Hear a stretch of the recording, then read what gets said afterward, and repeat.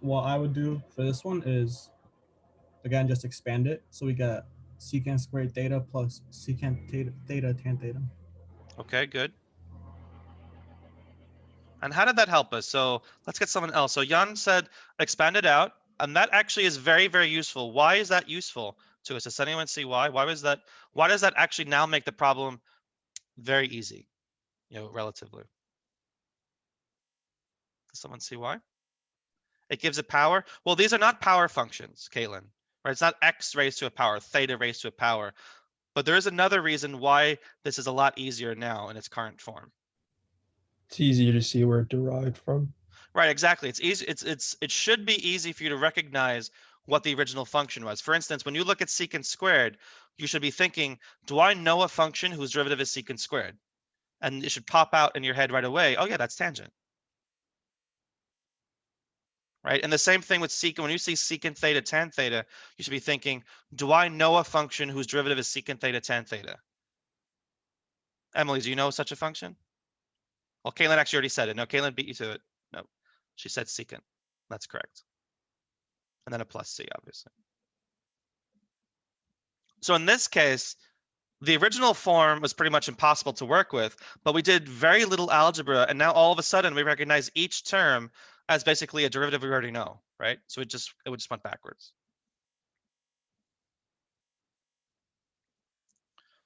Okay, and then the same thing essentially happens for part F, where each term we recognize, oh, I already know that derivative rule, so let me just work it backwards, right?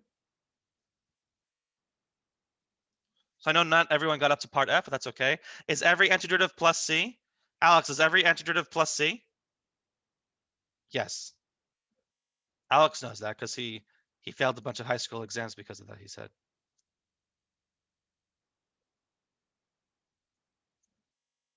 Fourth period calculus with like what's a good name? Like Mrs.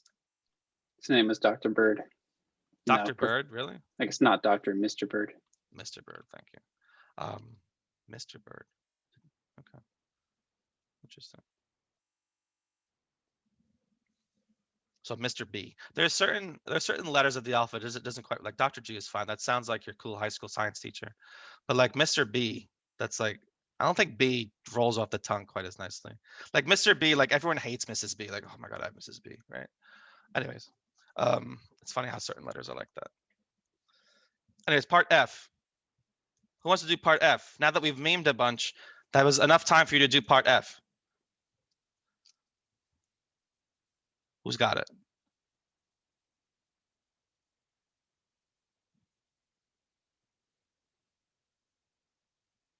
I'll go. Oh, you'll go. Okay. I got e to the w plus Whoop. 2 sine w plus 3 cosine w plus c.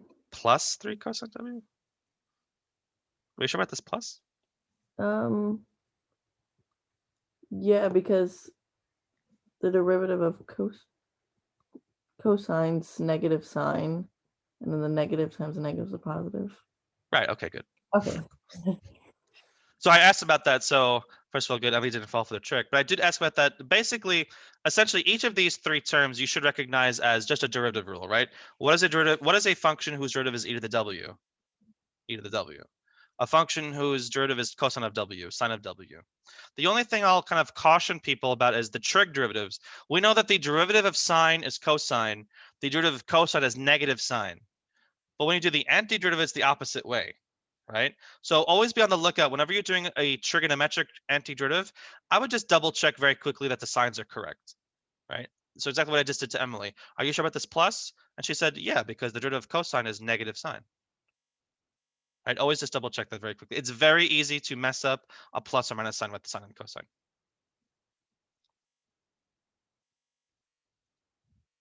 Alrighty, so that's it for basic antiderivatives. Any questions about what we've done so far?